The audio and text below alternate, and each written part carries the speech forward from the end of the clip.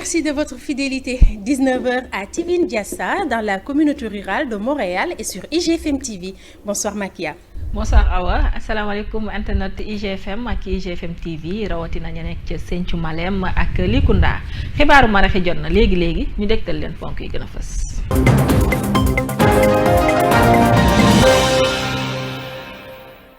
Bienvenue dans votre principale édition, dont voici les titres.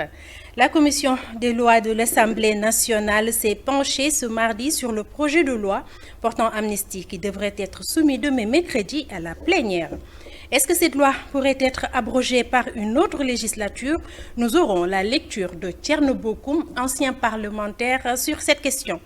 Le ministre du Pétrole s'est quant à lui exprimé sur l'évolution des projets pétroliers et sur l'actualité du pénurie de gaz dans le pays. En international, la Gambie qui dévoile son plan pour faire juger son ancien président Yaya Jammeh. Et nous terminons par le sport, les huitièmes de finale, retour de la Ligue des champions UEFA qui démarre ce mardi. 2 rencontres sont au programme. C'est tout pour les titres. Dans un instant, le développement. waa commission de loi ba nekk ci pencum ndaw réew mi sëgg nañ ci li nga xamante ne moom mooy projet de loi bi ginnaaw bi leen ko njiitu réew mi daal di jébbalee suba incha allah la ñu koy fas yéene jox ña nga xamante ne ñoom ñooy député yi ñu def ci seen liggéey foofu ca pencum ndaw réew mi. ñu des ba tey ca loi ba waral coow li moom mi nga xamante ne moom mooy loi d'amnistie générale bi dékk nañu suñu micro ka nga xamante ne moom mooy Thierno Bocoum laaj ko ndax beneen législature bu ñëwee mën naa faase bile loi moom nag andi nañ ci tontoom. ñàkkum gaz bi am ci réew mi ka nga xamante ne moom mooy jëwriñu pétrole ak énergie daal dina ci àddu moom aussi wax na ci li nga xamante ne moom mooy tolluwaay projet pétrole yi am ci réew mi. dinañ jeexalee xibaar yi ak Gambie ma fësal ay pexeem pour fas yéene àtte ka fa nekkoon seen jiitu réew di Yaya Jammeh. tàggat yaram Ligue des champions tey ci talaata gi am na ñaari jongante pour quart de finale yi dinañ leen ci andil ay leeral ak Mamadou Salif Gueye léegi ñu faram fàcce leen xibaar yi.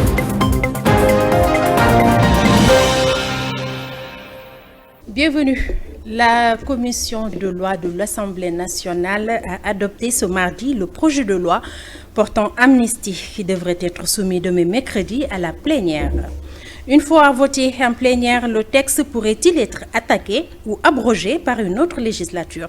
Thierno Bocoum, ancien parlementaire, répond. ginnaaw ba njiitu réew mi jébbalee projet de loi d'amnistie générale ña xamante ne ñoo nekk ca commission de loi foofu ci pencum ndaw réew mi tey sëgg nañ ci war balaa ñu koy jox ñooñu nga xamante ne ñoom ñooy député yi ñu daal di ciy def plénière ñun woo nañu ko nga xamante ne moom mooy Thierno Bocoum nekkoon ancien député laaj ko nax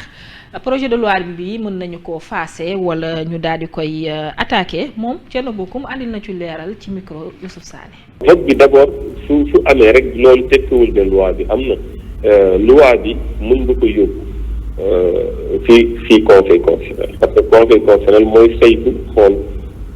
ndax loolu di baax la sooy xool lu mel nii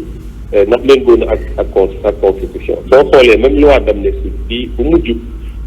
yóbbuwoon nañ ko conseil constitutionnel te ñoom ndeg ci yàlla Tanor Dieng Ousmane Tanor Dieng ak Khalifa Sall ak ñoom ñëpp ñoo ko yóbbuwoon Mamadou Diop ñoo ko yóbbuwoon conseil constitutionnel mais conseil constitutionnel dafa waxoon méngoo na ak constitution moo taxoon mu jàll léegi nag conseil constitutionnel ba buñ ko saisiré loi bi kenn du ko mën a promulguer fii ak amul décision wu conseil constitutionnel bu joxee décision waaye nag su dee kii la su dee procédure d'urgence la 8 jours rek lay am du am 1 mois di jël temps dafa am temps bu muy yem loolu nag su amee moom mu xool ko saytu ko mooy xool ndax dafa méngoo na ak constitution wala méngoo ak constitution su méngoo ak constitution su boobaa loi bi dinañ ko mën a promulguer su boobaa nag loi bi dafay appliqué wu su dee ne dafa ne méngoowul ak constitution nag loi bi kenn du ko mun promulguer xanaa nga defaat une nouvelle lecture yóbbuwaat ko assemblée. su dee promulguer nañ ko nag ba mu jàll loi moom bu mu mënti doon mën nañ ko dindiwaat bu mu mënti doon parce que kenn moo souverain mooy le pouvoir constitutionnel maanaam suba su amee ñeneen ñu toog mën nañu gis ne loi bi war nañu leeral lii ak lii ak lii su boobaa dañ koy leeral très clairement daal di koy delloowaat moom la ñuy wax abrogé dañ koy abrogé am na ay dëkk yu ko def yu mel ni Argentine sax léegi dañoo tere sax léegi loi d'amnistie foofu dañu jàpp ne c'est anticonstitutionnel mais avant loolu en 2005 ñoom supprimé nañ abrogé nañ loi d'amnistie pour leeral ay mbir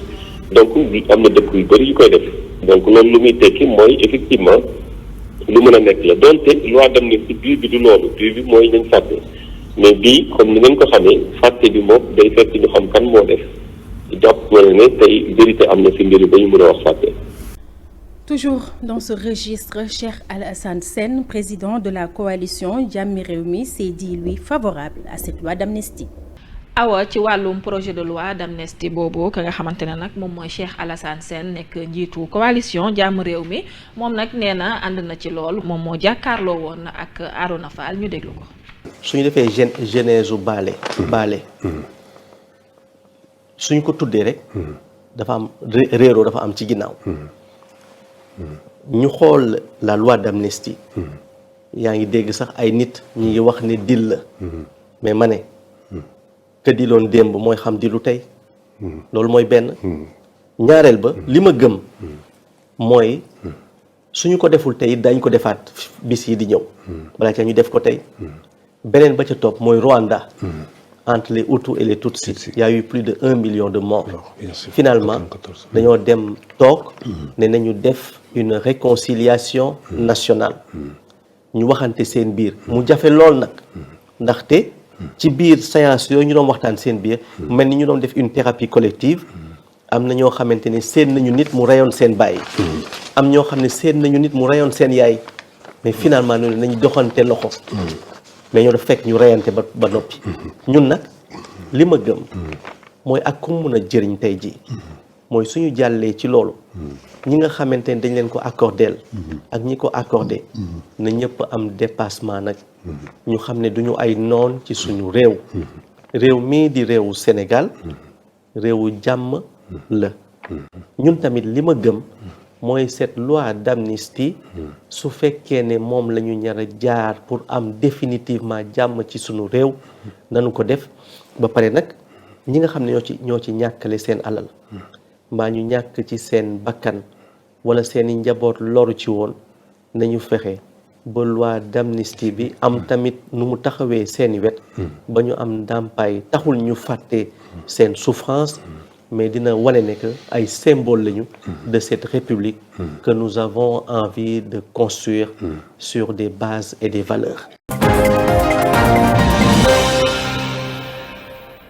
Parlons à présent d'économie. Le ministre Antoine Félix Diome a fait le point sur l'évolution des projets pétroliers. Il s'est aussi prononcé sur la pénurie de gaz. ci wàllum koom bi jëwriñ ba ñu dénk pétrole ak énergie di Antoine Félix Diome moom jël na kàddu wax la nga xamante ne moom mooy tolluwaayu projet pétrolier moom aussi wax na ca la nga xamante ne moom mooy ñàkkum gaz bi ñu am ci réew mi ñu déglu ko ci micro IGFM. boo demee fële ca Sangomar nga xam ni pétrole moo fa nekk waaye tamit am na gaz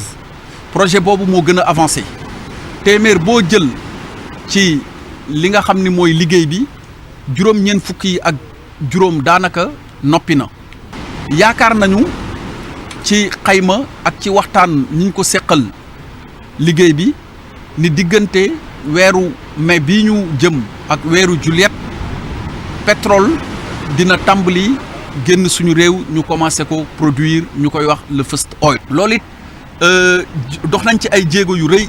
ba weeru juin bii ñu jëm incha allahu rabbi fële ca Vienne OPEP am na ndaje mu rëy mu fa wootee fa la ñu naree xaatim ak organisation bi këyit gi nga xam ni mooy wane ni ñun léegi bokk nañ ci réew yi jaay pétrole ba pare di jàppalante tànk ngir suñu ay intérêt kenn bañ ko mën a salfaañe. ci wàllu gaz butane bi amul pénurie gaz ci boppam waaye li mu am pénurie mooy bouteille yi te bouteille yi li waral pénurie bi mooy ci biir marché bi am na ñoo xam ne déconsigné wuñu seen bouteille ndaxte comme niñ ko doon defee ci boisson yi boo demee war a jël bouteille dafa am xaalis boo fa war a teg ngir mën ko jël mën ko utiliser boo demee ci beneen distributeur nga jox bouteille boobu mu jox la bouteille bi nga xamante ni moom la amee mais kooku mooy première source bi waral bouteille yi am tuuti jafe-jafe en circulation sur le marché. Deuxième bi mooy yenn bouteilles yi dañ koy génnee di ko yóbbu ci réew yi nga xamante ni ñoo ñu wër ndax foofu li ñu fay jëndee bouteilles yi dafa gën a cher lii ñu koy jëndee fii ci suñu réew. En international, parlons de la Gambie qui dévoile son plan pour faire juger Yaya Jammeh, son ancien président, qui vit actuellement en Guinée équatoriale. Des parlementaires ont terminé lundi 4 mars l'examen d'une loi pour la mise en place d'un futur bureau du procureur dans le cadre d'une cour de justice. xibaaru bitim réew mi ñu dem ba ca Gambie waxtaan ci li nga xamante ne moom mooy seen projet de loi ba seen pencum ndaw réew mi daal di fësal ñu fas yéene wax pexe ya nga xamante ne ñoom la ñu teg pour àtte ka fa nekkoon seen njiitu réew di président Yaya Jammeh moom mi nga xamante ne ba mu jógee ca bopp réew ma ba tey mu ngay dund foofu nga xamante ne moom mooy Guinée équatoriale. Place au sport pour parler des huitièmes de finale retour de la Ligue des champions UEFA qui démarre ce mardi. Deux rencontres sont au programme. La Real Sociedad accueille le Paris Saint-Germain et le Bayern défie la Lazio de Rome. tàggat yaram ñu jublu ci la nga xamante ne moom mooy huitième de finale Ligue des champions yi ñu war a am ñaari jongante ci diggante ki nga xamante ne moom mooy Paris Saint-Germain ak Real Sociedad moom mi nga xamante ne Paris dooroon na ñaari bal ci dara kooku de Real Sociedad ak Bayern war a jàkkaarloo ki nga xamante ne moom mooy Lazio. Bayern nag ñu seetlu ne temps yi dafa tegle ay défaites yu bari donc Ligue des champions yu nar a neex la doon Awa Signaté. En France, vous l'aurez constaté avec l'arrivée de l'entraîneur Jean-Louis Gasset, l'Olympique de Marseille a retrouvé des couleurs. Une performance que l'OM doit aussi à ses Sénégalais, Iliman Ndiaye, Pape Gueye et Ismaïla Sarr. ñu jeexalee xibaaru tàggat yaram bi ñu dem ba ca Marseille ak entraîneur bu bees boobu di Jean-Louis Gasset moom mi nga xamante ne ba mu ñëwee ba tey Olympique de Marseille daa andiwaat beneen xar kanam bu bees ñu gis ne sénégalais ya fa nekk di Iliman Ndiaye ak Ismaïla Sarr ak Pape Gueye ñoom it ñu ngi def ay jongante yu neex. Ismaïla Sarr lakk na caaxe benn yoon ka nga xamante ne nag moom mooy Iliman Ndiaye moom fës na loolu ci match yu mujj yi moom it lakk na caaxi ñaari yoon. Mamadou Salif Gueye moo ñuy andil analyse boobu noonu. ñii di waa Olympique de Marseille wane nañu xar kanam bu bees gannaaw bi ñu jógee ci ay jafe-jafe li ko waral nag mooy ñëwu entraîneur français bi di Jean-Louis Gasset nekkoon ca Côte d'Ivoire moom nag bi mu ñëwee ba léegi équipe bi dafa tegle ñetti ndam waaye li ci gën a seetlu mooy ndam yooyu lee ñetti sénégalais ñoo ci gën a fës muy kii di Iliman Ndiaye moom mi lakke caaxe ñaari yoon ci ñaari jogante yi mujj teg ci Ismaïla Sarr joxe ñaari passe décisive week-end bii ñu génn ki ci mujj nag di Pape Gueye mi nga xam ni dafa nekk titulaire gannaaw bi mu génnoon ci groupe bi ngir faram fàcce loolu nag IGFM seex na waxtaan ak benn sénégalais bu nekk ca Marseille. Un petit mot sur nos 3 sénégalais qui sont à l'Olympique de Marseille. Voilà. Alors déjà avec la venue de Gasset, on sent que les joueurs sénégalais, ils ont repris confiance en eux. Parce que franchement c'était mal parti vu le démarrage de l'OM tout simplement. Voilà, que ce soit Iliman Ndiaye, Ismaïla Sarr ou Pape Gueye, les trois ils étaient, on va dire, dans des mauvaises postures. On va commencer par Iliman Ndiaye, avant la venue de Gasset et avant la CAN. Voilà, il était en manque de confiance, ça se ressentait, il était un peu perdu, il jouait pas à son poste. Voilà, Ismaïla Sarr, il était là, mais il manquait un petit truc, il manquait quelque chose de petit. Et Pape Gueye, voilà, il était tout simplement suspendu.